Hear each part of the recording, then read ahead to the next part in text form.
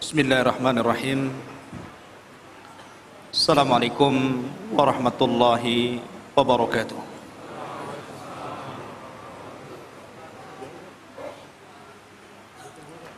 Alhamdulillah, wassalatu wassalamu ala rasulillah wa ala alihi wa sahbihi wa mawalah, wala haula wala quwwata illa billahi wa ba'du. Ma'asyiral muslimin,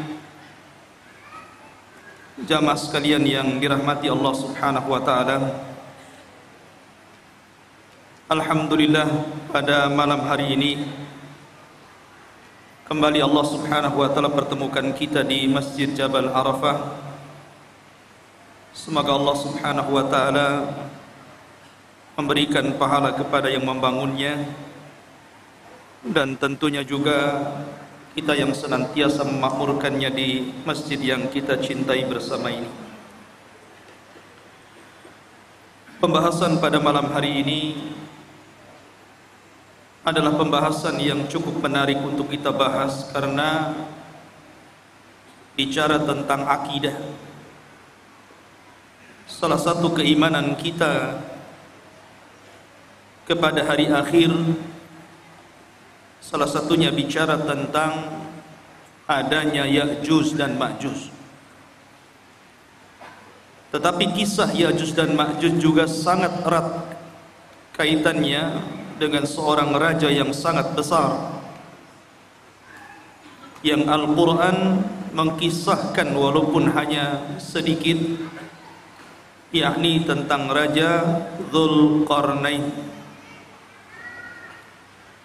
Ma'asyiral muslimin yang dimuliakan Allah Subhanahu wa taala. Sebelum saya menceritakan tentang hubung kait antara Ya'juj dan juga Ma'juj dengan Dzulqarnain, maka saya akan urut kisah ini berdasarkan Al-Quran yang terdapat dalam Suratul Kahfi. Namun sebelumnya saya ingin menjelaskan tentang siapa sebenarnya Raja Dzulqarnain itu. Kenapa disebut Dzulqarnain? Hidup di zaman siapa dia? Kemudian apa sepak terjangnya? Dan apa hubung kait beliau dengan Ya'juj dan juga Ma'juj? Ma'asyiral muslimin yang dimuliakan Allah Azza wa Jalla, kita tahu bahwa kalau kita menceritakan kisah-kisah dalam Al-Quran, maka akan dapat pelajaran yang bisa kita petik di dalamnya. Makanya Allah Subhanahu wa taala berfirman sendiri, laqad kana fi qisasihim ibratun liulil albab. Dan sungguh pada kisah-kisah yang diceritakan dalam Al-Quran itu ada pelajaran besar, khususnya kita yang memiliki akal yang sehat. Bahkan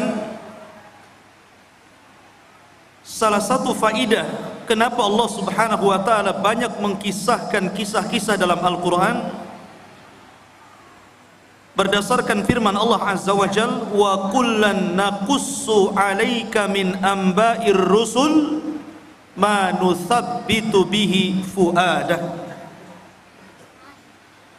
Dan begitulah kami kisahkan kepadamu ya Muhammad tentang habar-habar para utusan, tidak lain dan bukan hanya untuk menetapkan dan memberikan ketenangan kepada hatimu. Karena dengan kisah-kisah dalam Al-Quranul Karim banyak pelajaran yang diambil oleh Rasul sepanjang perjalanan dakwahnya, dan itu juga berlaku kepada kita umatnya. Ma'asyiral muslimin yang dimuliakan Allah Subhanahu wa taala,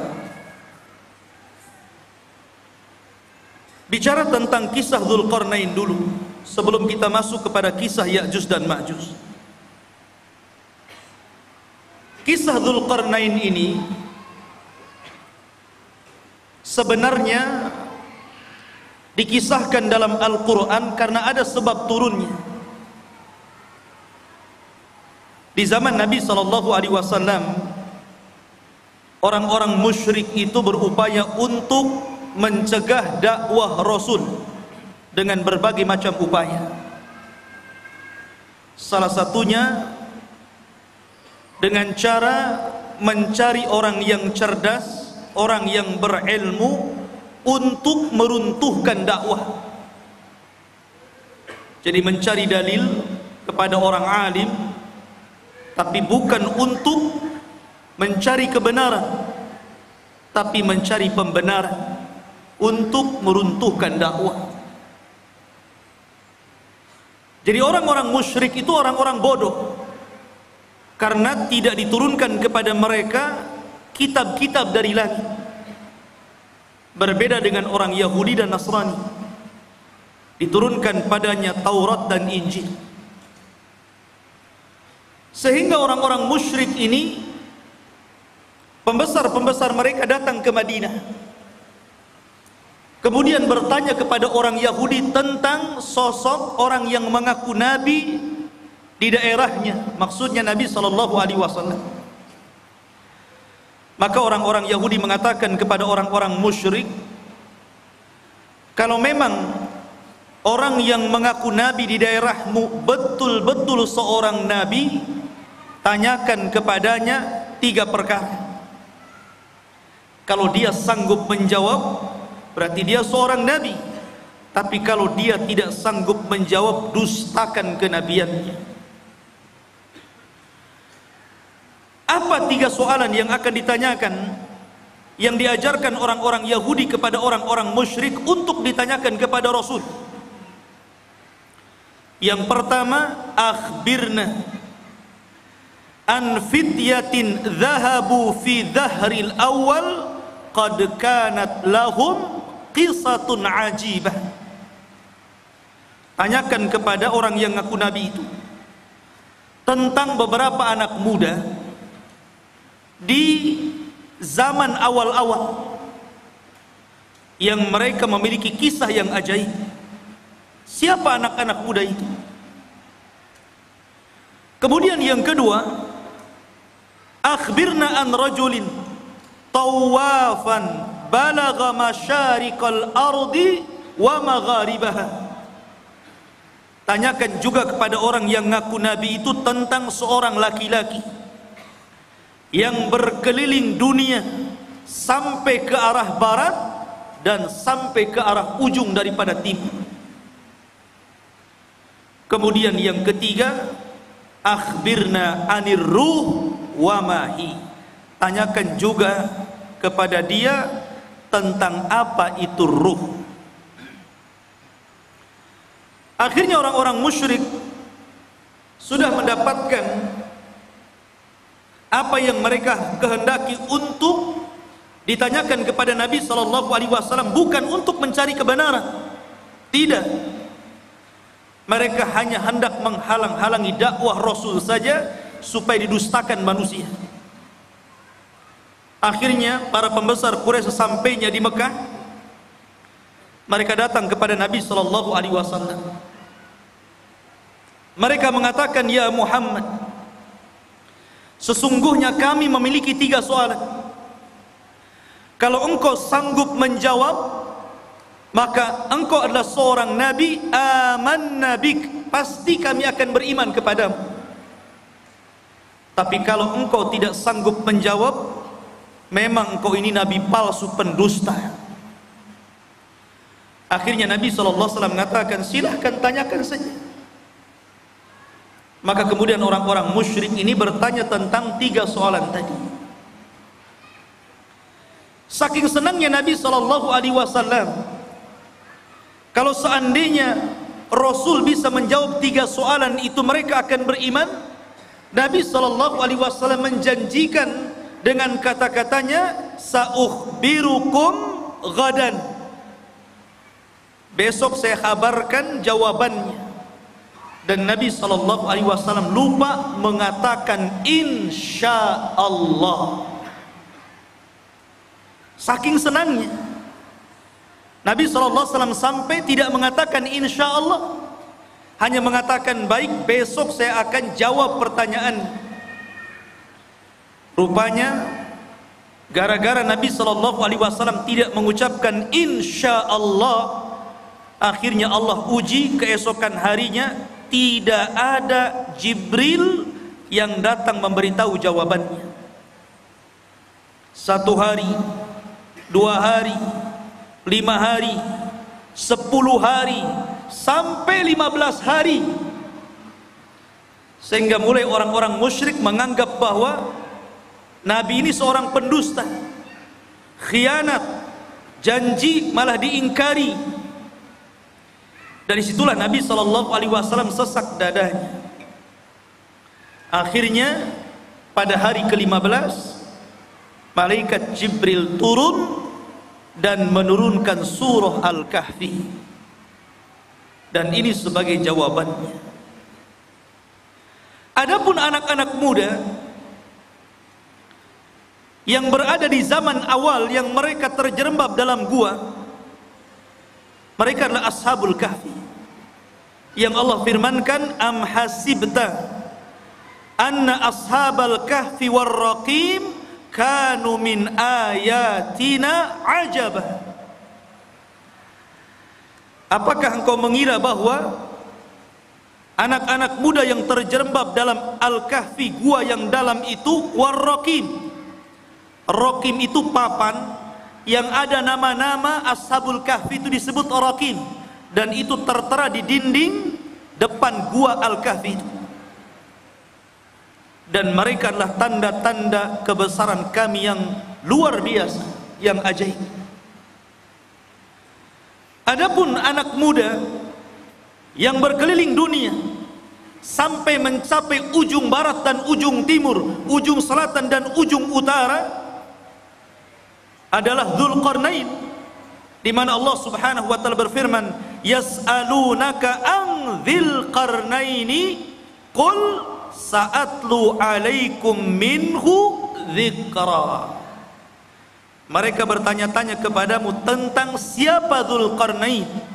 Kata Allah, katakan ya Muhammad kepada mereka, saya akan cerita, saya akan bacakan kepada kalian sedikit dari cerita Dzulqarnain.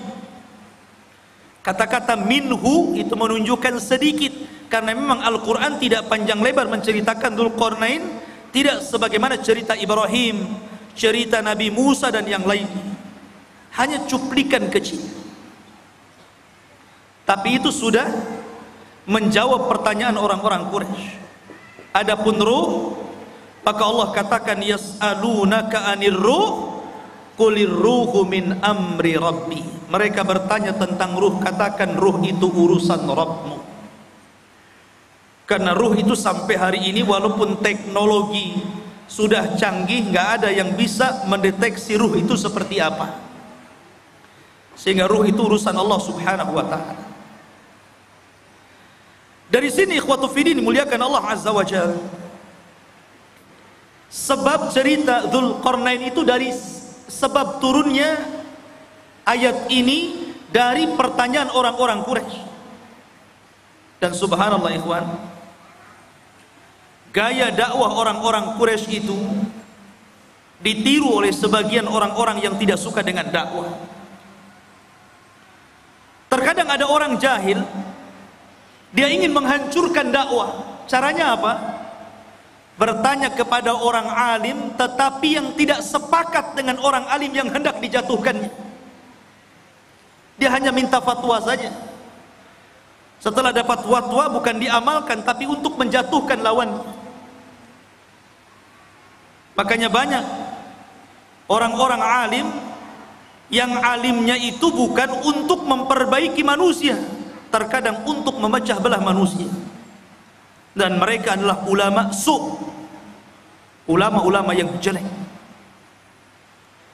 Ma'asyiral muslimin yang dimuliakan Allah Azza wa Jalla, Cerita tentang Dzulqarnain. Dzulqarnain ini menjadi khilaf para ulama, apakah dia seorang raja, apakah dia malaikat, apakah dia seorang wali. Karena memang kisah Dzulqarnain ini kisah yang unik sekali.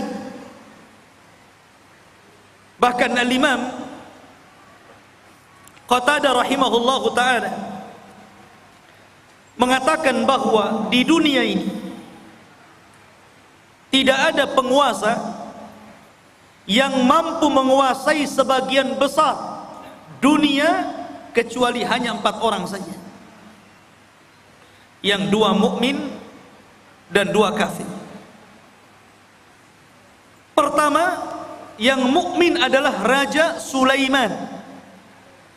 Sulaiman menguasai sebagian besar dunia. Kemudian yang kedua, Dzulqarnain.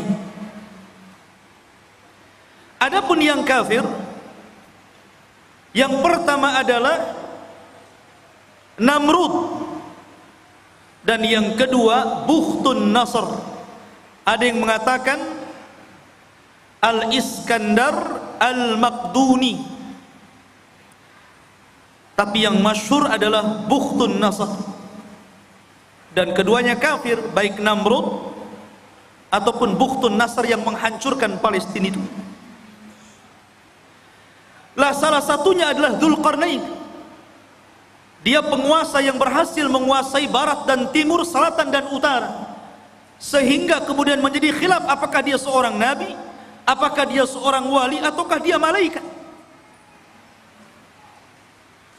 Ada yang mengatakan dia adalah malaikat, tetapi pendapat ini tentu sangat jauh sekali.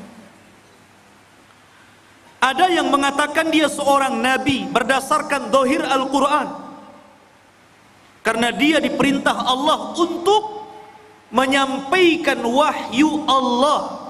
Siapa yang beriman maka akan diperbaiki, siapa yang kufur maka akan disiksa dan diazab. Dan nanti saya akan jelaskan tentang rihlah beliau. Tapi pendapat yang masyhur, dan ini pendapat yang banyak dikuatkan para ulama, seperti Asy-Syaikh Ibnu Utsaimin rahimahullahu taala, mengatakan bahwa dia adalah rajulun saleh, orang yang sangat soleh sekali, dan dia seorang raja dan penguasa dunia. Itulah Dzulqarnain.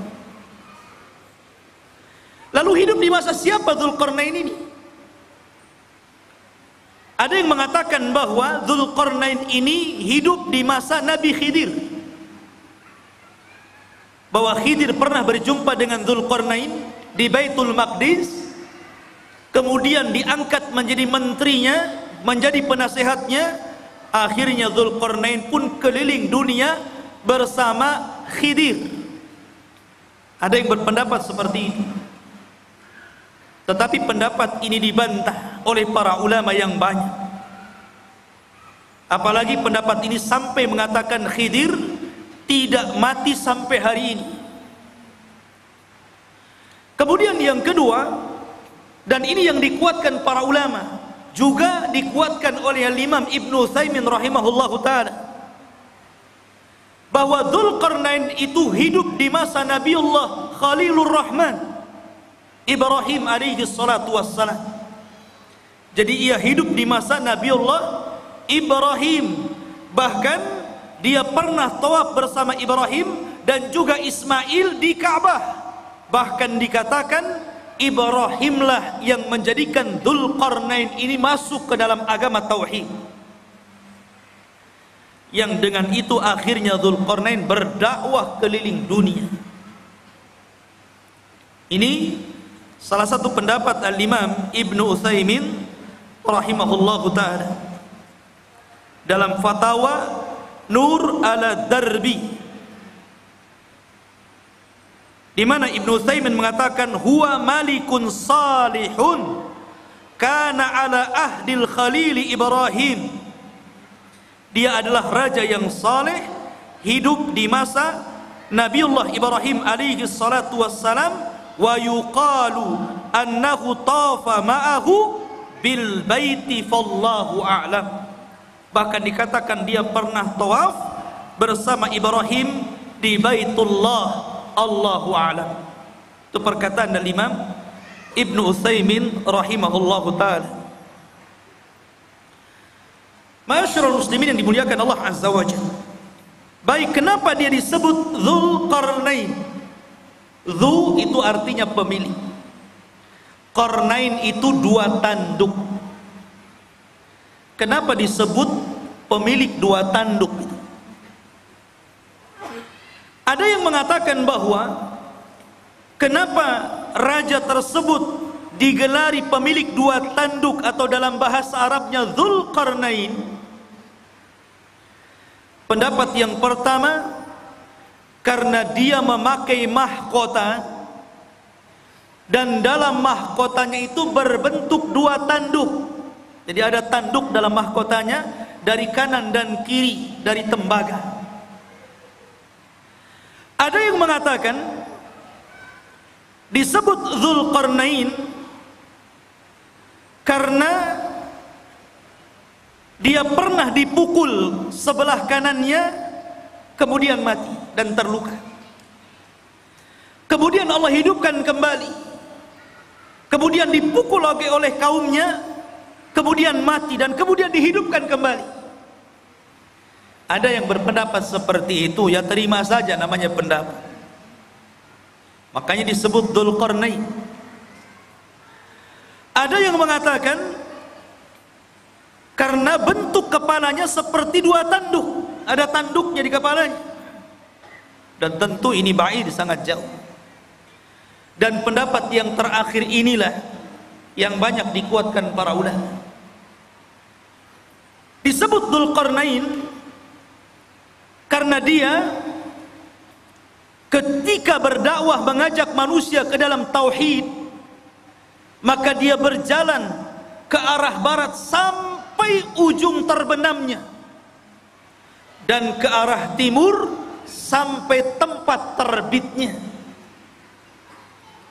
Dan tempat terbit serta tempat terbenamnya itu disebut qarnai syaitan, dua tanduk setan.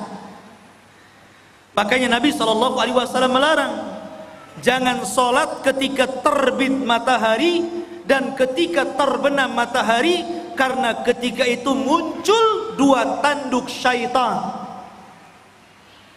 Maka ketika Dzulqarnain berdakwah sampai ujung barat, sampai terbenam matahari, bahkan sampai ujung timur, sampai terbitnya matahari, berarti dia melakukan kedua perjalanan, kedua tanduk syaitan, sehingga akhirnya dia digelari sebagai raja pemilik dua tanduk ataupun Dzulqarnain.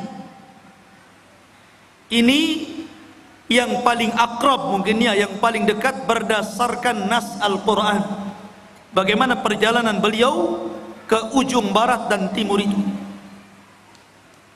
Ma'asyiral muslimin yang dimuliakan Allah Azza wa Jalla.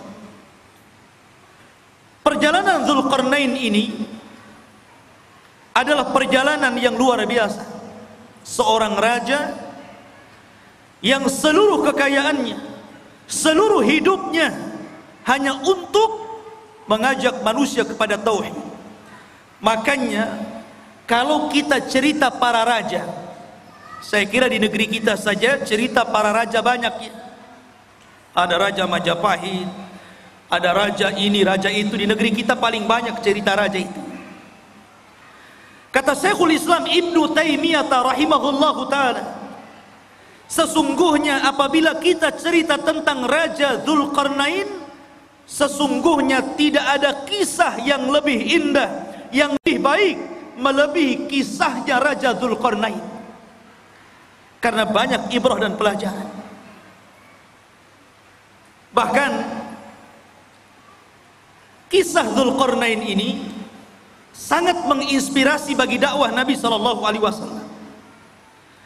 Karena turunnya cerita Dzulqarnain ini di saat sulit-sulitnya Nabi dalam berdakwah. Jadi ketika Nabi SAW mengalami keperitan dakwah, kesulitan dakwah, tiba-tiba Allah Subhanahu wa ta'ala turunkan ayat dan menceritakan tentang kisah Dzulqarnain, seolah-olah turunnya ayat ini memberikan solusi kepada Nabi sallallahu alaihi wasallam dalam dakwahnya. Bahkan disebutkan oleh Safiyur Rahman Al-Mubarakfuri dalam sirah nabinya, ada pelajaran besar. Kenapa kisah Dzulqarnain ini diturunkan kepada Nabi sallallahu alaihi wasallam di saat kesulitan Rasul dalam berdakwah? Apa hikmahnya? Beliau mengatakan, seolah-olah Allah Subhanahu wa ta'ala menjanjikan kepada Rasul bahwa kelak kekuasaan Rasul sallallahu alaihi wasallam akan sama dengan kekuasaan Dzulqarnain. Ketika Dzulqarnain berkuasa sampai ujung barat dan timur, maka kelak juga apa yang dibawa Nabi sallallahu alaihi wasallam pun akan sampai kepada ujung barat dan timur. Makanya Nabi sallallahu alaihi wasallam mengatakan, innallaha zawaliyal ardu fara'aitu masyariqaha wa magharibaha. Sesungguhnya Allah lipatkan bumi, kata Nabi sallallahu alaihi wasallam kepadaku, sehingga aku melihat ujung barat dan ujung timur. Padahal Rasul tidak pernah seperti Dzulqarnain ke ujung barat dan timur, kan? Rasul tidak pernah ke Indonesia saja, nggak pernah. Ya. Tapi Nabi SAW diperlihatkan ujung barat dan timur, seolah-olah kekuasaan Nabi SAW akan sampai ke ujung barat dan ujung timur. Dan itu menjadi sebuah kenyataan. Islam hari ini berada di mana-mana. Di daratan Eropa, Afrika, Asia, semua ada Islam. Ma'asyiral muslimin yang dimuliakan Allah Azza wa Jalla, itulah hikmahnya tentang kisah ini diturunkan kepada Nabi sallallahu alaihi wa ala alihi wasallam. Adapun tentang nasab beliau, nasabnya Dzulqarnain ini. Siapa Dzulqarnain ini? Siapa namanya? Keturunan siapa dia? Ada yang mengatakan bahwa Dzulqarnain ini satu di antara raja-raja Yaman. Artinya dia bukan raja di luar daripada Arab, tapi Dzulqarnain itu raja Arab karena berasal dari Yaman. Karena rata-rata raja Yaman itu kalau menggelari rajanya selalu diawali dengan kalimat Dzu, seperti Dzu Nuwas yang pernah menguasai Himyar Yaman. Ya. Maka raja-raja yang diawali dengan kalimat Dzu berarti menunjukkan raja itu adalah raja Yaman, dan dia keturunan dari kabilah Qahtan. Dan kabilah Qahtan itu keturunan daripada Nabiullah Daud alaihi salatu wassalam. Dan ini pendapat yang kuat, karena banyak orang-orang yang kemudian meneliti, membaca, berusaha untuk menggali siapa Dzulqarnain itu, sehingga kemudian muncul katanya Dzulqarnain itu adalah seorang raja yang pernah hidup di Cina, dan tembok yang dibangun untuk mengurung Ya'juj dan Ma'juj itu ya tembok Cina itu. Ada yang berpendapat seperti itu, sehingga kemudian orang-orang mengatakan Ya'juj dan Ma'juj itu orang Cina karena temboknya di sana. Ya. Satu. Ada yang mengatakan bahwa Dzulqarnain itu satu raja yang pernah menguasai Persia. Dan ada juga yang mengatakan bahwa Dzulqarnain adalah Iskandariyah Al-Maqduni Al-Yunani, murid daripada Aristoteles, seorang pencetus filsafat Yunan. Dan ini ada ulama yang mengatakan seperti ini, dan ini banyak sekali yang mengatakan bahwa Dzulqarnain itu adalah Iskandariyah Al-Maqduni Al-Yunan. yang pernah menguasai Cina, menguasai India, kemudian juga pernah menguasai Persia dan Romawi. Jadi kekuasaannya besar Iskandariyah Yunan ini, Al-Maqduni ini. Tapi pendapat ini dibantah para ulama. Salah satunya adalah Al-Hafidh Ibnu Hajar rahimahullahu ta'ala membantah. Kenapa? Karena jarak antara munculnya Raja Dzulqarnain dengan Iskandariyah Al-Maqduni Al-Yunan ini jauh sekali. Iskandariyah ini datang setelahnya 2000 tahun, karena dia hidup di zaman yang dekat dengan Isa bin Maryam, dan dia adalah murid daripada Aristoteles. Yang kedua bantahannya, Al-Iskandariyah Al-Maqduni atau Al-Yunan ini dia seorang kafir, tetapi Dzulqarnain adalah raja yang beriman, bukan raja kafir. Yang ketiga, Dzulqarnain orang Arab. Adapun Iskandariyah Al-Maqduni Al-Yunan bukan orang Arab, tapi orang Mesir. Dan inilah yang kemudian dikuatkan oleh Al-Hafidh Ibnu Hajar, Al-Hafidh Ibnu Katsir, dan juga Al-Imam Ibnu Taimiyah rahimahullahu ta'ala membantah pendapat bahwa Dzulqarnain itu adalah Raja Iskandariyah Al-Maqduni Al-Yunan, karena itu hidup di zaman mendekati Isa bin Maryam. Sementara pendapat yang kuat sebagaimana dikemukakan oleh Al-Imam Ibnu Utsaimin bahwa Dzulqarnain itu hidup di masa Ibrahim. Nggak ketemu.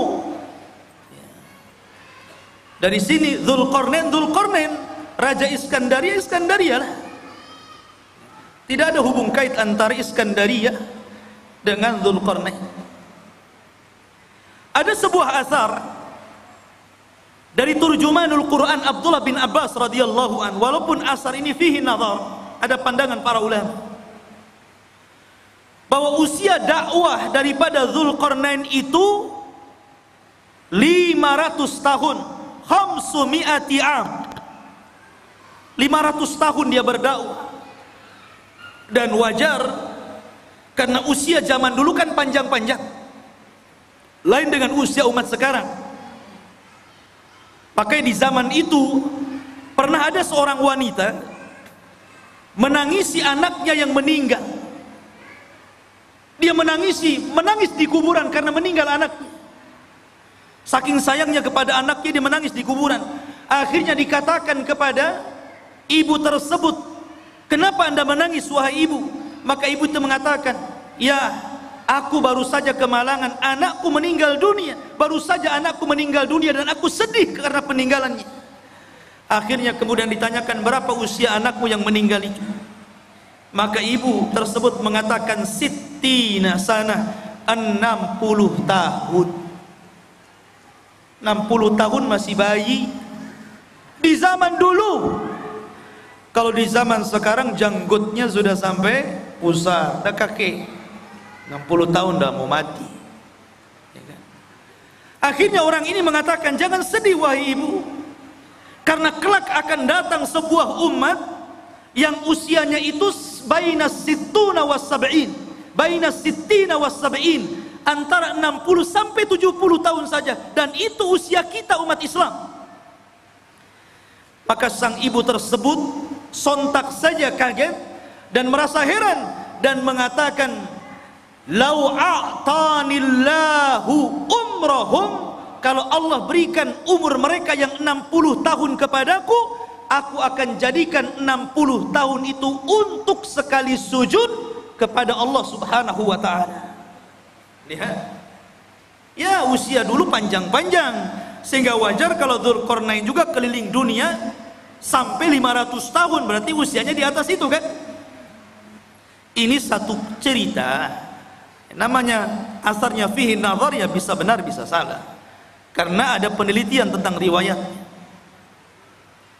Karena dalam Al-Quran sendiri tidak disebutkan secara detail ya, Karena boleh jadi karena tidak ada manfaat penyebutannya, akhirnya Al-Quran hanya menyebutkan hal-hal yang penting yang bisa dijadikan ibrah dan pelajaran bagi pembacanya.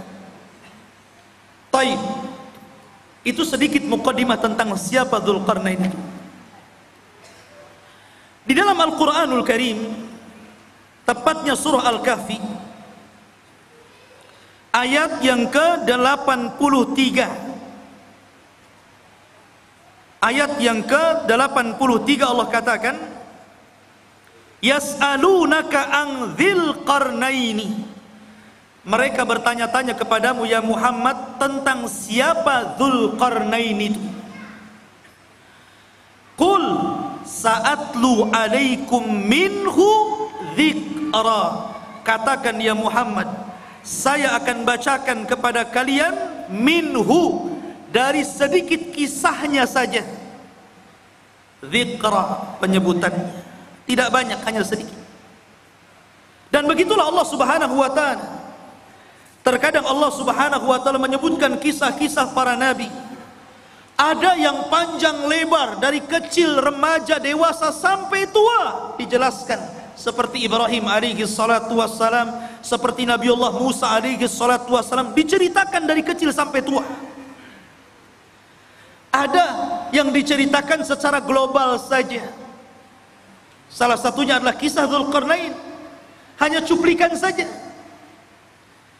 Tapi ada nabi-nabi yang kita kenal namanya, termasuk salah satu nabi daripada nabi-nabi 25 nabi dan rasul yang disebutkan nama dalam Al-Quran. 18 namanya terdapat dalam surah Al-An'am, dan lebihnya tersebar dalam beberapa surat, sehingga sempurna 25 nama nabi dan rasul. Itu pun tidak semua diceritakan. Seperti Dzulkifli, tidak ada ceritanya, hanya namanya saja disebut. Yasa ada mana namanya disebut, tapi tidak ada ceritanya dalam Al-Quran, baik sedikit ataupun banyak. Dari sini menunjukkan bahwa Allah berfirman, Allah mengatakan, rusulan qad qasasnahum 'alaika min qablu wa rusulan lam naqsushum 'alaika wa kallamallahu Musa taklima. Dan ada rasul-rasul yang kami ceritakan kisahnya, tapi ada juga rasul-rasul yang kami tidak ceritakan kisahnya. Tapi kita wajib beriman adanya para rasul dan nabi itu. Ma'asyiral muslimin yang dimuliakan Allah Azza wa Jalla. Kemudian Allah mengatakan, Inna makkanna lahu fil ardi wa atainahu min kulli syai'in sababa. Inna, sesungguhnya, makanna, sesungguhnya kami, makanna lahu, sesungguhnya kami telah memberikan kekuasaan lahu kepada siapa? Dzulqarnain. Makan itu artinya kekuatan, kekuasaan, kehebatan untuk menjadi raja. Apa sebabnya? Sebabnya wa atainahu min kulli syai'in sababa. Dan kami telah memberikan kepada Dzulqarnain ini jalan untuk mencapai segala sesuatu yang dikehendakinya.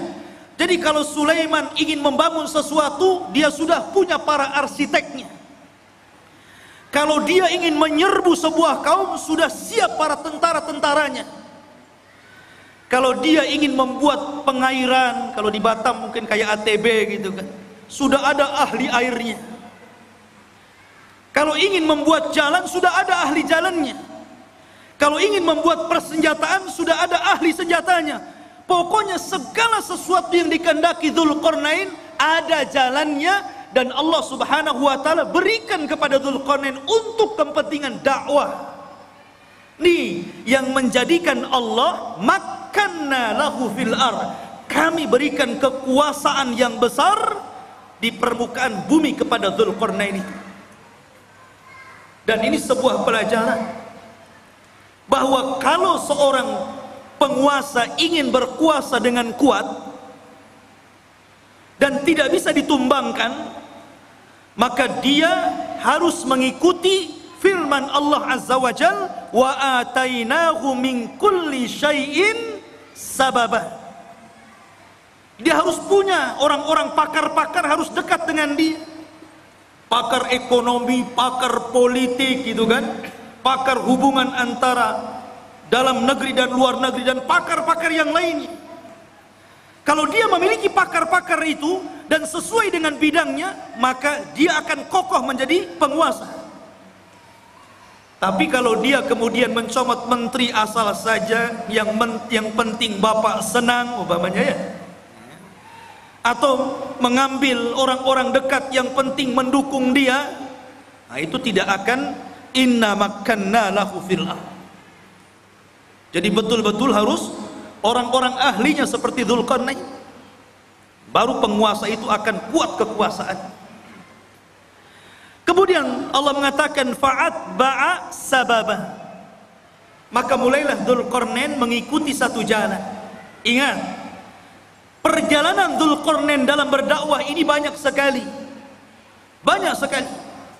tapi Al-Quran hanya menceritakan 3 perjalanan dakwahnya saja, karena ini yang paling vital, yang paling penting, dan banyak pelajaran yang kita bisa petik, khususnya bagi Anda para penguasa, karena ini seorang raja. Kalau Anda ingin menjadi penguasa negara, hendaklah pelajari kisah Dzulqarnain, karena ini contoh bagi para raja. Sebagaimana pernyataan Imam Syekhul Islam Ibnu Taimiyah rahimahullahu taala, tidak ada kisah yang terbaik para raja melebihi kisahnya Dzulqarnain.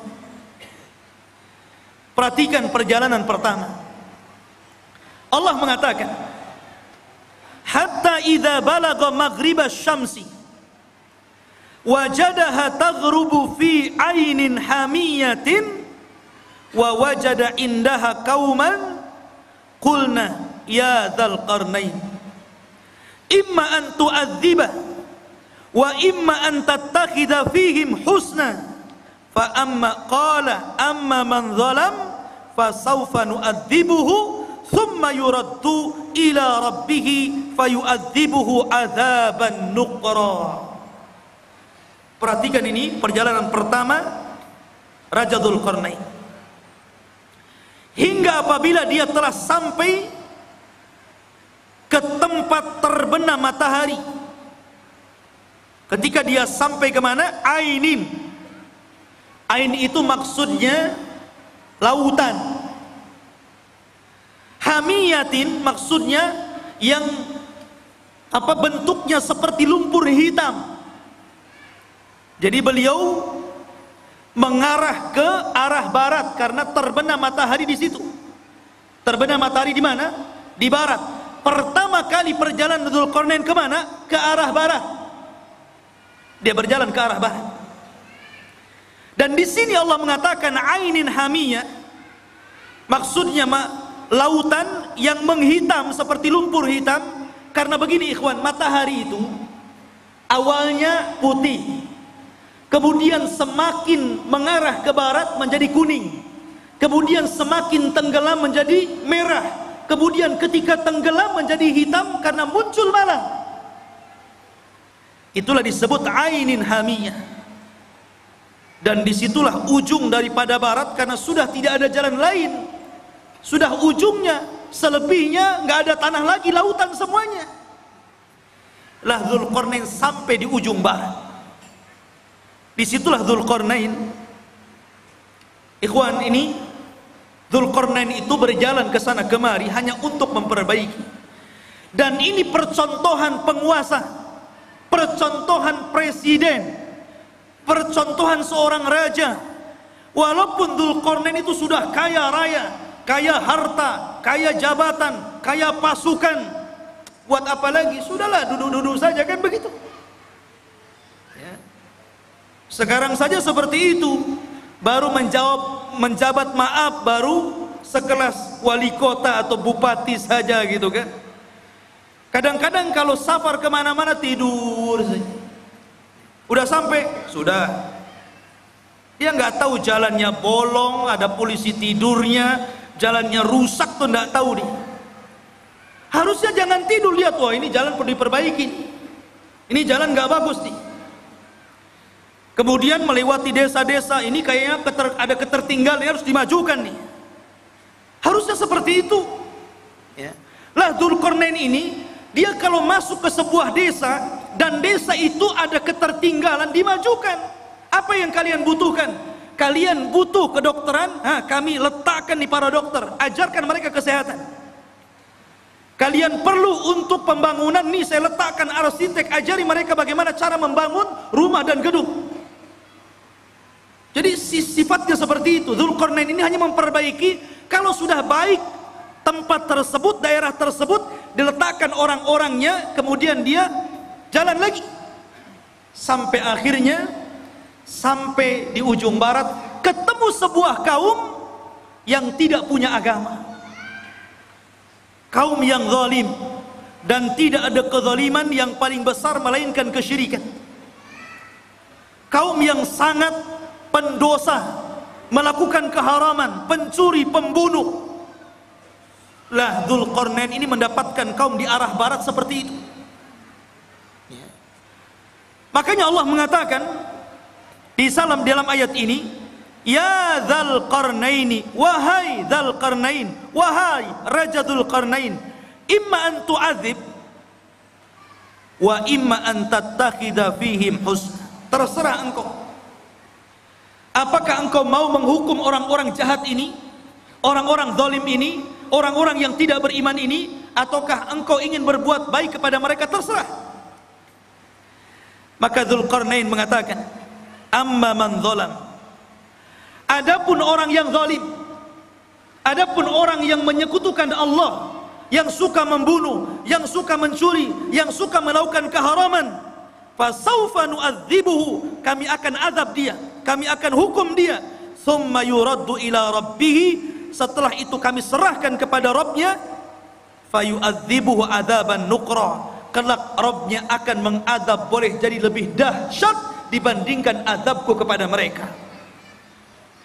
Tetapi sebaliknya, wa amma man amana wa amila salihan falahu jazaan al-husna wa sanaqulu lahu min amrina yusra. Adapun yang nurut dengan perintahku, akhirnya beriman, beramal saleh, maka mereka akan mendapatkan balasan yang baik, dan kami katakan kepadanya, dari perkara kami mudahkan segalanya. Jadi kalau memang dia mengikuti dakwah Dzulqarnain, mau mentauhidkan Allah, mau melakukan amal saleh, mau melakukan amal kebaikan, dan mengikuti arahan-arahan Dzulqarnain, maka Dzulqarnain akan membangun qaryah tersebut, daerah tersebut akan dibangun, akan difasilitasi, akan dibangun dan ditebarkan pendidikan, dakwah, pembangunan dan yang lainnya. Itulah Dzulqarnain. Dia tidak diam, dia jalan-jalan ke sana kemari, dan itu salah satu sifat seorang penguasa. Harus jalan-jalan melihat kondisi rakyatnya.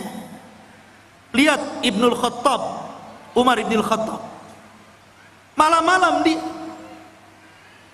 malam-malam keliling melihat rakyatnya, sehingga pelajaran, karena dia suka jalan malam, melihat-lihat rakyatnya, baik yang senang ataupun yang susah, banyak melahirkan undang-undang, kebijakan-kebijakan, peraturan-peraturan yang kemudian sangat bermanfaat untuk rakyatnya, hanya karena jalan-jalan terinspirasi akhirnya. Ya, seperti itu. Dan Umar kalau jalan-jalan melihat rakyatnya tidak bawa wartawan, tidak diliput. Besoknya keluar Umar jalan-jalan menyambangi kaum muslimin yang ada di sini, bagi-bagi sembako. Nggak ada. Umar tidak masuk media. Lain dengan penguasa sekarang ya. Masuk parit saja ada wartawan. Masyarul muslimin yang dimuliakan Allah Subhanahu wa taala. Begitulah seorang raja jalan ke sana kemari. Inilah yang pertama perjalanan siapa? Dzulqarnain ke arah barat. Baru kemudian Allah mengatakan, summa atba'a sababa. Baru kemudian Dzulqarnain berjalan ke arah lain. Ke arah mana? Allah mengatakan, hatta idza balagha matli asy-syamsi, sampai ketika Dzulqarnain sampai di arah terbitnya matahari. Kalau tadi terbenam kan, matahari kan terbenam itu dari atas bawah sampai terbenam, seolah-olah matahari masuk ke dalam laut. Tidak. Matahari itu tidak mengelilingi bumi. Bukan berarti dia masuk arah laut kemudian mengelilingi bumi sampai muncul di arah timur. Tidak. Sebagaimana pelajaran yang ma'ruf antum pelajari di sekolah-sekolah, matahari tidak mengelilingi bumi. Matahari itu menghadap Allah, sujud kepada Allah. Hampir-hampir dia tidak diizinkan untuk terbit dari arah timur, dan hampir-hampir terbit dari arah barat. Dan kalau sudah demikian, maka kiamat telah dekat. Lah Dzulqarnain sampai di ujung matahari terbit, akhir artinya arah timur, karena terbitnya matahari itu di timur. Ya. Disitulah kata Allah berfirman, wajadaha tatlu ala qaumin lam naj'al lahum min duniha sitra. Subhanallah. Maka kemudian ketika dia menempuh jalan, dia mendapatkan sebuah kaum, sekelompok umat yang kami tidak menjadikan bagi mereka sesuatu yang melindunginya dari cahaya matahari. Umat yang sangat terbelakang, nggak punya rumah, nggak berpakaian. Seperti mungkin di zaman sekarang kalau orang-orang primitif gitu ya, orang-orang yang hidup di daerah Amazon, jangan jauh-jauh ke Amazon ya, di Indonesia saja banyaknya. Seperti ada seorang dai yang belusukan ke hutan-hutan di daerah timur itu ya, akhirnya masuk Islam gara-gara pakai sabun. Itu pernah ceritanya dengar ya? Masuk Islam gara-gara sabun. Gak pakai baju. Lah Dzulqarnain ketemu umat yang seperti itu nggak pakai baju, mungkin hanya pakai koteka saja gitu ya. Dan subhanallah, nggak punya rumah. Kaum itu tidak ada rumah. Mereka tidur sembarangan gitu kan, kadang di bawah pohon. Nggak punya rumah. Bukan berarti tidak bisa membangun rumah. Belum sampai ilmu kepada mereka bahwa mereka itu perlu rumah dan bagaimana cara membangunnya, nggak tahu itu masalahnya. Dan mereka juga tidak pakai baju, tidak pakai celana, auratnya tampak. Bukan berarti sebelum orang-orang itu sebelumnya manusia telanjang, tidak. Karena Nabi yang pertama kali mengajari untuk menjahit siapa? Nabi Idris. Dialah Nabi yang pertama kali mengajari umat untuk menjahit pakaian. Nabi Idris. Tapi bukan berarti sebelum Idris sampai kepada Adam telanjang, tidak. Pakai baju juga, cuman mereka bajunya ditempel-tempel, ditali-tali gitu saja, tidak dijahit. Lah di zaman Idris itulah mulai ada jahitan, mulai dijahit sininya, dijahit sananya, sampai hari ini berbagai macam ragam, sampai muncul tailor-tailor kan gitu. Tapi yang pertama kali menjahit siapa? Idris. Lah di zaman Dzulqarnain ini ada kaum dari arah timur itu nggak pakai apa-apa, auratnya nampak, nggak punya rumah, kasihan. Ya. Kemudian kadzalika wa qad ahadna bima ladaihi khubra. Kadzalika, begitulah sesungguhnya ilmu kami meliputi segala apa yang ada padanya. Maknanya akhirnya Allah Subhanahu wa taala menjelaskan bagaimana Dzulqarnain diberikan kemampuan oleh Allah untuk memperbaiki umat itu. Pelan-pelan Dzulqarnain mengajarkan bagaimana cara membuat rumah, kemudian bagaimana cara berpakaian, kemudian diajak untuk beriman kepada Allah. Akhirnya mereka pun beriman kepada Allah lewat dakwah Dzulqarnain. Dari sini menunjukkan bahwa kekuasaan itu dicapai untuk dakwah. Jangan antum memilih penguasa kalau tidak ada kepentingan kepada agama. Itu catatannya. Kalau antum hendak memilih penguasa, cari penguasa yang condong ke dalam Islam, yang mau memperjuangkan Islam, yang mau mengangkat harkat derajat para ulama dan orang-orang yang cinta para ulama. Siapa penguasa yang dekat dengan Islam, memperjuangkan Islam, kita pilih. Begitu. Itu barometernya.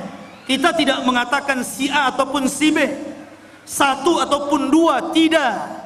Pokoknya siapa di antara penguasa itu, oh yang satu ini kalau jadi Islam remek nih, Islam akan diganti nih. Kalau yang ini minimalnya Islam akan baik, Islam tidak akan diganggu, Islam akan jaya. Kita pilih yang cenderung dengan agama. Karena memang kekuasaan itu alat untuk berdakwah. Itulah Dzulqarnain, dijadikan alat kekuasaannya untuk berdakwah dalam rangka mentauhidkan Allah, mengajak manusia ke jalan Allah Subhanahu wa ta'ala. Harusnya seperti itu. Kemudian yang ketiga, dan ini inti pembahasan kita, Allah Subhanahu wa ta'ala berfirman, "Tsumma atba'a sababa."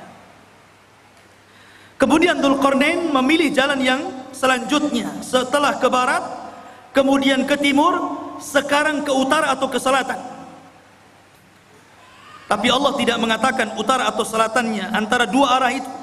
Cuman Allah mengatakan hatta idza balagha baina saddaini wajada min dunihima qauman la yakaduna yafqahuna qaula. Hingga apabila Dzulqarnain sampai di antara dua buah gunung yang sangat tinggi dan besar, dia mendapati di hadapannya sebuah kaum yang hampir-hampir kaum itu tidak paham apa yang diucapkannya, nggak ngerti bahasanya itu, aneh bahasanya. Mungkin bahasa kita ini bahasa planet, ngomong apa nih, saya nggak paham. Kita aja di Indonesia, kadang-kadang dialognya orang Jawa dengan orang Medan itu beda kan? Beda, kadang-kadang orang Medan nggak paham bahasa Jawa, orang Jawa nggak paham bahasa Medan. Sampai saya dengar iklan di radio itu kan aneh-aneh. Beli es pak, kata orang Jawa, sampun telas. Iya segelas katanya. Bilang sampun telas, dibilang satu gelas. Boten enten, ya pakai santen gitu. Wong Medan, oh kok tahu kamu saya orang Medan gitu. Ya, kadang-kadang nggak nyambung tuh. Itu dialog Jawa dengan Medan nggak nyambung tuh. Sampai dijelaskan oleh Imam Ibnu Katsir dalam Bidayah wan Nihayah, sampai Dzulqarnain itu untuk memahami bahasa orang itu memerlukan 10 penerjemah. Dari satu bahasa ke bahasa berikutnya, dari bahasa berikutnya, sampai 10 bahasa, 10 penerjemah, baru Dzulqarnain paham. Oh iya maksudnya apa, baru tahu dia. Bahasanya susah dipahami. Ya. Rupanya Dzulqarnain paham keinginannya. Apa keinginannya? Dikemukakan dalam Al-Quran. Qalu, mereka berkata, ya Dzulqarnain, inna Ya'juj wa Ma'juj mufsiduna fil ard fahal naj'alu laka kharjan ala an taj'al bainana wa bainahum sadda. Ini keinginannya, dan ini erat kaitannya dengan kisah Ya'juj dan Ma'juj.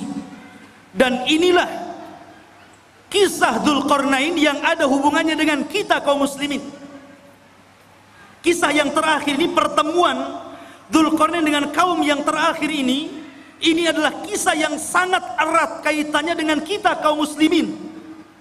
Karena kita ini umat yang ada di akhir zaman. Kenapa kita ini umat yang ada di akhir zaman?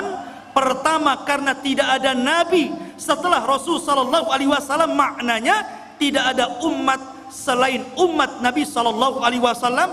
Setelahnya dunia ini akan dihancur-hancurkan alias kiamat. Jadi Dzulqarnain diminta oleh mereka itu dalam waktu-waktu tertentu datang Ya'juj dan Ma'juj. Mereka membuat kerusakan, membunuh, membantai, merampok, memperkosa, melakukan anarkis. Mereka brutal, mereka bengis. Makanya kelak di akhir zaman, fitnah Ya'juj dan Ma'juj itu berbeda dengan fitnah Dajjal dan fitnah keluarnya binatang dari perut bumi. Kalau Dajjal fitnahnya apa? Fitnahnya agama. Dia dikeluarkan oleh Allah itu untuk memfitnah agama kita. Karena dia awalnya ngaku nabi, berakhir ngaku Tuhan. Dajjal tidak akan membunuh kita kalau kita menuhankan dirinya. Kecuali kalau kita kufur kepada ketuhanan Dajjal, baru dia bunuh kita. Tapi kalau kita beriman kepada Dajjal, justru disenangkan sama Dajjal. Antum mau apa? Diberi oleh Dajjal. Adapun fitnahnya binatang melata yang akan keluar dari perut bumi, dia tugasnya hanya stempel saja. Ketemu orang kafir, distempel jidatnya, distempel hidungnya, kemudian gosong, menunjukkan alamat dia kafir. Ketemu orang yang beriman, distempel dahinya, bercahaya, menunjukkan dia mukmin. Ketika itu tidak ada nama, semua dilupakan dari namanya. Saya Abu Meros, saya nggak tahu siapa saya. Sehingga akhirnya orang itu hanya menyebutkan dari tanda yang ada di mukanya, mukmin dan kafir, dan tidak tersinggung. Ya. Mau kemana min gitu? Oh, mau ke sawah fir. Itu saja. Gak tersinggung. Kalau sekarang dikafir-kafirkan orang tersinggung. Enak saja kau kafir-kafirkan saya. Tapi zaman itu tidak. Lah fitnahnya Ya'juj dan Ma'juj itu beda. Ini brutal ini. Dia hanya taunya merusak bumi saja, membunuh dan membunuh. Bahkan di akhir zaman bukan hanya membunuh, tapi memakai bangkai orang yang dibunuhnya, kanibal. Jadi dahsyat fitnahnya ini. Makanya kaum ini sangat merengek kepada Dzulqarnain, minta tolong agar Dzulqarnain memisahkan mereka dengan Ya'juj dan Ma'juj ini. Makanya dia mengatakan, ya Dzulqarnain, wahai Dzulqarnain, inna Ya'juj wa Ma'juj, sesungguhnya Ya'juj dan Ma'juj itu mufsiduna fil ard, dia merusak bumi. Kata para ulama mentafsirkan ketika memaknai apa yang dimaksud merusak di situ, ada yang mengatakan yang dimaksud merusak di situ adalah sebagaimana yang dikatakan Wahab ibn Munabbih, bahwa mereka yaf'aluna amala qaumi Lut. Pertama, mereka itu kaum yang homoseksual. Ini kata-kata Wahab ibn Munabbih. Jadi kalau sekarang ada orang yang terjangkit penyakit homoseksual, berarti pengikut Ya'juj dan Ma'juj. Itu menurut Wahab ibn Munabbih. Ingat tuh, jangan sekali-kali mendukung LGBT. Itu perilakunya Ya'juj Ma'juj itu. Tapi jangan antum katakan, tuh lihat Ya'juj Ma'juj tuh. Tengok orang banci, hati-hati ada Ya'juj Ma'juj. Boleh. Ini menjelaskan bahwa kerusakan dalam ayat Al-Kahfi tadi, menurut Wahab ibn Munabbih, mereka merusak bumi, artinya mereka melakukan amalan kaum Lut. Dan ini tentu sangat jauh penafsiran seperti ini.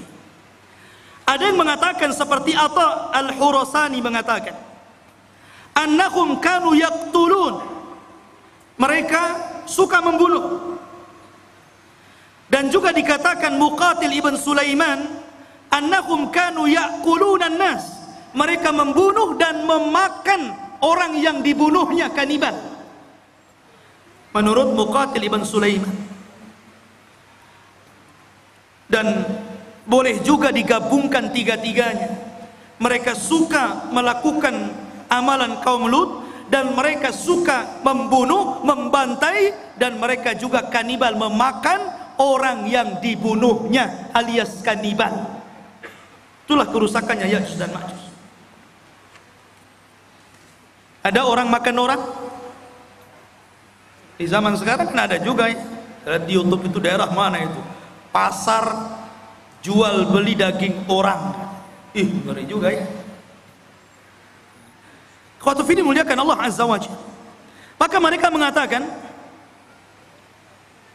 fahal naj'alu laka kharjan, bagaimana kalau kami sediakan upah untukmu wahai Dzulqarnain, ala an taj'al bainana wa bainahum saddan, agar kau jauhkan kami dengan mereka, buatkan benteng, karena mereka datang dari sana, buatkan benteng supaya mereka tidak menyerang kami lagi. Subhanallah. Mereka siap menyediakan upah kepada Dzulqarnain. Buat apa? Dzulqarnain ini sudah kaya, pasukannya banyak, orangnya cerdas, berilmu, dan Allah berikan segala sesuatu keinginannya. Buat apa upah? Makanya Dzulqarnain mengatakan, dengan mengatakan kepada mereka, qala ma makkani fihi rabbi khairun, tidak usah, nggak perlu kalian memberikan upah. Apa yang telah Allah berikan dari kekuasaan dan kekuatan ini sudah cukup untukku. Ini kebaikan, anugerah, nikmat yang luar biasa. Nggak perlu. Nih, seorang raja harus seperti itu. Jangan menyusahkan masyarakat. Harus memberikan kesenangan kepada masyarakat. Ma'asyiral muslimin yang dimuliakan Allah Azza wa Jalla. Tetapi Dzulqarnain hanya mengatakan, fa'inuni biquwatin aj'al bainakum wa bainahum radma, tetapi tolong bantu aku, sediakan orang-orang kuat di antara kalian untuk kerja bakti bersamaku. Nanti aku akan jadikan antara kalian dengan Ya'juj dan Ma'juj itu dinding pemisah, supaya dia tidak menyerbu kalian lagi. Inilah jiwa besar seorang pemimpin, ya, membangun sebuah bangunan yang luar biasa, yang belum pernah dibangun orang-orang sebelum dan setelahnya. Bahkan bangunan itu sendiri tidak tahu siapa yang tahu, nggak ada yang tahu.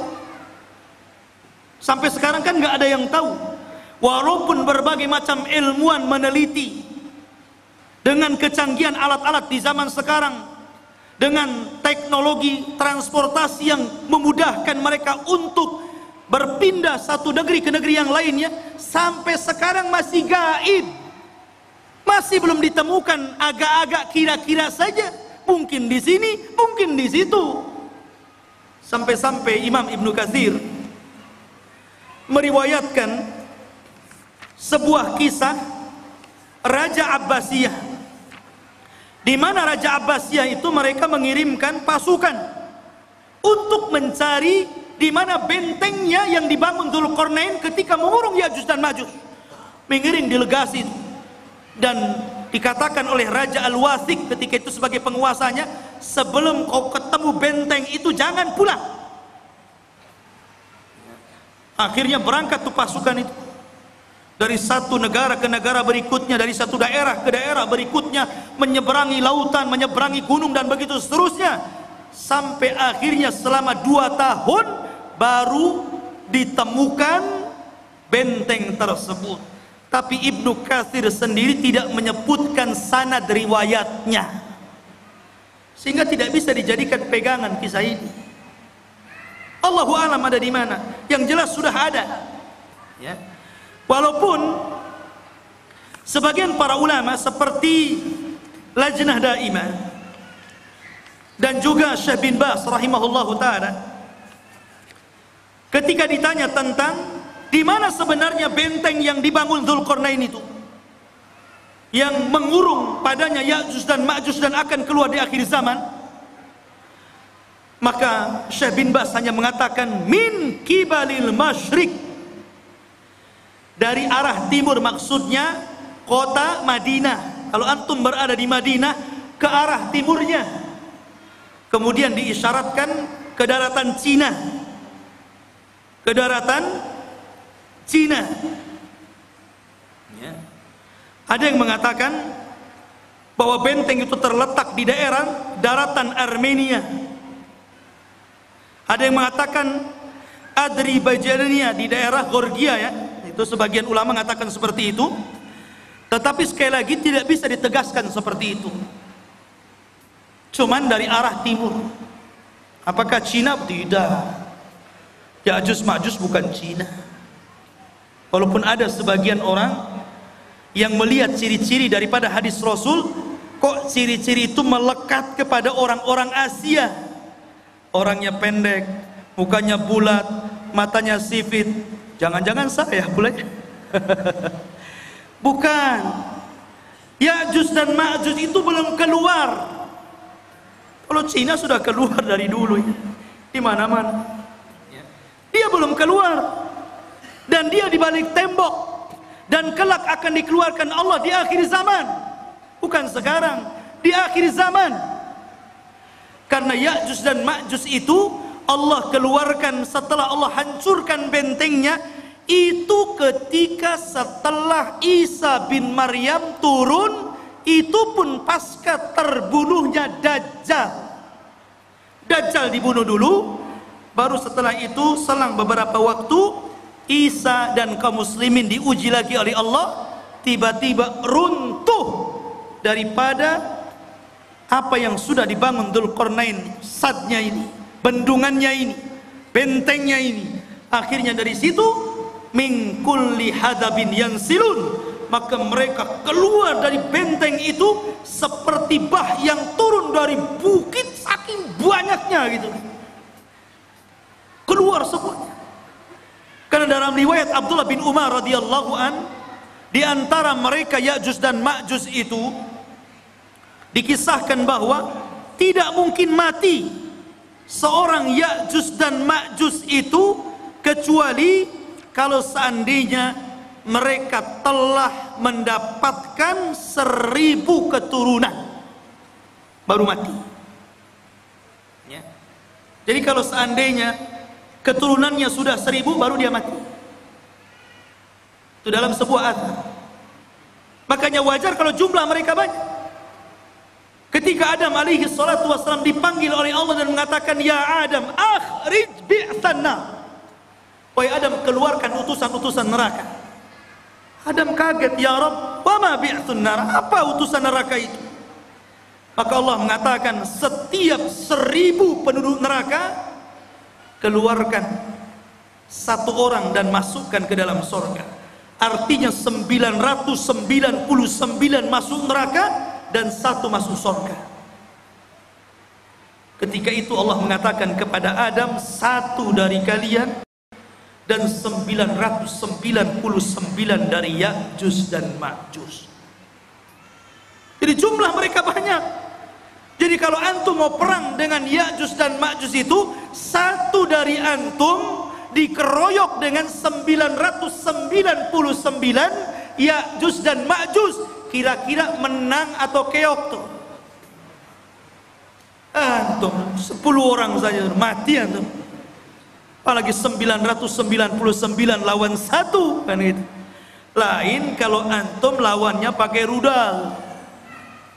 Kalau tangan kosong nggak mungkin antum. Tapi di zaman itu nggak ada rudal, nggak ada nuklir. Semua kembali kepada peralatan manual, pedang, panah, tombak, kuda, unta, sehingga susah melawan mereka. Dan itulah apa yang disabdakan Rasul, akan muncul sebuah kaum yang tidak bisa engkau perangi. Makanya wahai Isa, selamatkan kamu dan selamatkan sebagian dari yang selamat dari kaum muslimin, bersembunyilah di bukit Tur. Akhirnya Isa pun menyembunyikan diri dan kaum muslimin di bukit Tur. Dzulqarnain ini akhirnya membuat benteng yang sangat kokoh sekali. Kemudian sifat bentengnya dijelaskan. Atuni zubural hadid. hatta idza sawa bainas sadafaini qala anfuhu hatta idza ja'alahu naran qala atuni ufrig alaihi qitra. Maka Dzulqarnain berkata, berikanlah kepadaku potongan-potongan besi, sehingga apabila besi itu telah sama rata dengan kedua puncak gunung, seolah-olah main las, kayak orang las itu kan. Besi itu dibuat, ditancap-tancapkan, kemudian dilas satu dengan yang lainnya, sehingga menjadi sebuah benteng. Kemudian ketika tinggi besi itu sama dengan gunungnya, berkatalah Dzulqarnain, tiupkanlah api. Hingga apabila besi itu sudah menjadi merah seperti api, dia pun berkata, berikanlah kepadaku tembaga yang mendidih, agar kutuangkan ke atas besi panas tersebut. Kokoh sekali. Inilah dinding yang tidak bisa dijebol. Sampai Ya'juj dan Ma'juj sendiri gak bisa jebol dinding itu. Di zaman Nabi SAW, Rasul pernah mendengar sebuah gelegar suara yang menggelegar. Kata Sofia, kata Nabi kepada Sofia, wahai Sofia, tahukah kamu suara apa itu? Kata Sofia mengatakan, tidak tahu, Allah dan Rasulnya yang tahu. Kata Nabi, itulah suara bentengnya Ya'juj dan Ma'juj.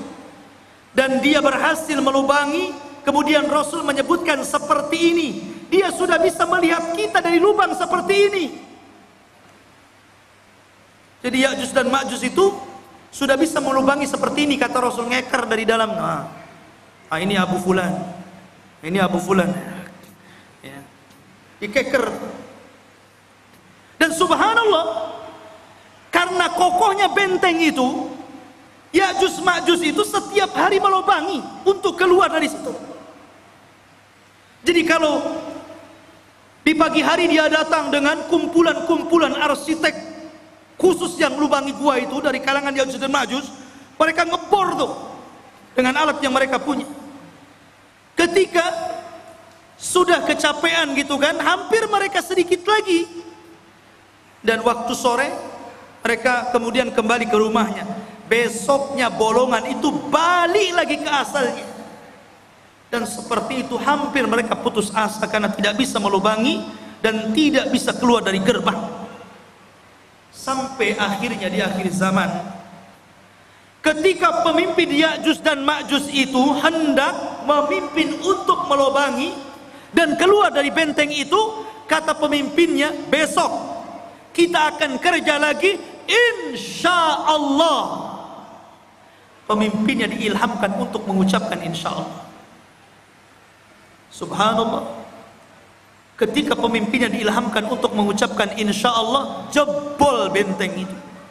Akhirnya mereka keluar, sehingga ketika mereka turun dari bukit itu dan mengarah ke Palestina, kemudian yang pertama mendarat di sebuah danau Tiberias atau danau Buhairah. Diminum itu kelompok yang pertama paling depan, yang tengah dan yang belakang. Ketika sampai di danau itu sudah nggak kebagian air, dan mereka mengatakan, kan tadi masih banyak, kenapa sudah habis, katanya. Saking banyaknya. Padahal danau itu bisa menghidupi jutaan jiwa yang ada di sana. Tapi sekali teguk gelombang yang pertama, habis ludas saking banyaknya Ya'juj dan Ma'juj. Lihat bagaimana kuasa Allah Azza wa Jalla. Maka Allah mengatakan, famastata'u an yadharuhu wa mastata'u lahu naqba qala hadha rahmatun min rabbi fa idza jaa wa'du rabbi ja'alahu dakkan wa kana wa'du rabbi haqqan. Maka di sini Allah Subhanahu wa taala mengatakan, Dzulqarnain berkata dalam ayat ini, famastata'u lahu an yadharuhu, Ya'juj dan Ma'juj itu tidak mungkin sanggup untuk menghancurkan benteng itu. Tidak sanggup. Karena yang menghancurkan atas izin Allah kan. Jadi tidak ada yang sanggup kecuali Allah Azza wa Jalla, dan itu pun atas kehendak Allah Subhanahu wa taala. Makanya Dzulqarnain mengatakan hadza rahmatun min Rabbi, ini semua karena rahmat Allah Subhanahu. Dengan kecerdasan Dzulqarnain, kebesaran Dzulqarnain, banyaknya pasukan yang dimiliki Dzulqarnain, ilmu yang dikuasai Dzulqarnain, tetap dia mengatakan ini rahmat dari Allah. Ya, tawadu, rendah diri, masih mengakui rahmat ini datang dari Allah. Jangan seperti Qarun yang mengatakan innama utitu min ilmin indi, kekayaan ini datang dari ilmu yang saya miliki katanya. Jangan seperti Qarun. Dzulqarnain tetap mengatakan ini rahmat dari Allah Subhanahu wa taala. Ma'asyiral muslimin yang dimuliakan Allah Azza wa Jalla. Itulah kilasan daripada cerita Dzulqarnain. Sedikit kita cerita tentang Ya'juj dan Ma'juj. Ya'juj dan Ma'juj adalah keturunan daripada salah satu putra Nuh alaihi salatu wassalam, namanya Yafis ibn Nuh. Nuh memiliki 4 putra, Ham, Syam, Yafis, Kan'an. Tapi Kan'an kafir dan tidak masuk ke perahu, akhirnya mati diterjang ombak dan tufan. Sehingga yang selamat adalah Ham, Syam, dan Yafis. Dari keturunan Syam inilah lahir para nabi dan rasul. Dari keturunan Ham ini lahirlah orang-orang yang berkulit hitam. Dan dari keturunan Yafis inilah lahir bangsa Asia, salah satunya kabilah Ya'juj dan Ma'juj. Salah satu dari keturunan kabilah Yafis adalah Ya'juj dan Ma'juj, dan semuanya masuk neraka. Tidak ada yang masuk surga. Ya, karena mereka diciptakan untuk membuat fitnah. Sama dengan Dajjal. Ya. Ma'asyiral muslimin yang dimuliakan Allah Azza wa Jalla. Kalau kita tahu bahwa Ya'juj dan Ma'juj adalah keturunan Yafis ibn Nuh, dari sini maka kita katakan Ya'juj dan Ma'juj itu manusia, bukan binatang, apalagi tumbuh-tumbuhan. Dia manusia dan bukan jin. Karena sebagian para ulama mengatakan sebagaimana dinukilkan oleh sebagian para ulama, seperti dikatakan Ka'ab al-Akhbar. Ka'ab al-Akhbar ini seorang ulama yang masuk Islam di zaman Umar ibn al-Khattab. Kunyahnya Abu Ishaq, dan dia banyak menukilkan ilmu ahli kitab, dan dia banyak diterima riwayatnya. Ada beberapa riwayat yang ditolak karena Israiliyat. Salah satu kisah Israiliyatnya, Ka'ab al-Akhbar mengatakan bahwa Ya'juj dan Ma'juj itu terdiri dari 3 golongan. Kelompok yang pertama tingginya seperti Syajaratul Aruz. Syajaratul Aruz, pohon aruz ini pohon yang sangat tinggi, seperti pohon mangga yang ada di Lubnan. Jadi Ya'juj dan Ma'juj itu raksasa karena tinggi, seperti pohon aruz katanya yang ada di Lubnan, ma'ruf, setinggi pohon kelapa gitu. Jadi kalau muncul sekali nginjak kayak gempa, blok blok blok gitu. Itu satu golongan. Yang kedua, ada dari Ya'juj dan Ma'juj itu kelompok yang beda. Dia memiliki tingginya 4 hasta dan lebarnya 4 hasta. 1 hasta itu setengah meter. Kalau 4 hasta berarti 2 meter. Tingginya 2 meter, lebar badannya 2 meter. Kotak. Ya kan? Tinggi 2 meter, badan 2 meter, 4 persegi namanya. Ya. Sepombok. Kemudian yang ketiga, katanya dia adalah makhluk yang memiliki 2 telinga yang lebar, Satu telinganya untuk mencari mangsa, dan satu telinganya untuk selimut badannya ketika tidur. Saking lebar telinganya itu. Semana itu bentuknya. Ini satu pendapat dari Ka'ab al-Akhbar. Ada juga pendapat dari Abdullah bin Abbas radhiyallahu an mengatakan, Ya'juj dan Ma'juj itu bukan besar, tapi dia orang kerdil. Ada satu kelompok itu tingginya cuma 1 jengkal, ada yang 2 jengkal, paling tinggi 3 jengkal. Segini, tinggal ditendang saja. Itu satu pendapat. Tapi yang jelas bahwa ini hanya ijtihad para ulama. Pendapat yang kuat kita mengambil berdasarkan zahir hadis. Ketika Nabi SAW menjelaskan tentang ciri-cirinya, bahwa dia adalah dzulful unub, pesek hidungnya, sigharul uyun, sipit matanya, kemudian wujuhuhum kal mijanil mutraqa, wajahnya seperti tameng bulat gitu kan. Kemudian juga disyaratkan seperti bangsa Turuk, bangsa orang-orang Mongol. Kalau kayak kita lah persis mukanya, ya kan? Jadi dia manusia, ya, bukan seperti yang diceritakan Ka'ab al-Akhbar atau riwayat daripada Ibnu Abbas radhiyallahu anhu. Tapi dia manusia yang akan keluar, tapi manusia kanibal, manusia beringas, manusia sadis, barbar. Oh, jadi dia taunya membunuh saja. Makanya ketika benteng itu dihancurkan, maka mereka menyerbu setiap kampung. Ya ummul arda, mengelilingi bumi sampai mungkin ke Batam juga tuh. Ya tiantum. Ya. Itu semua orang-orang di luar jenisnya itu dibunuh, dibantai.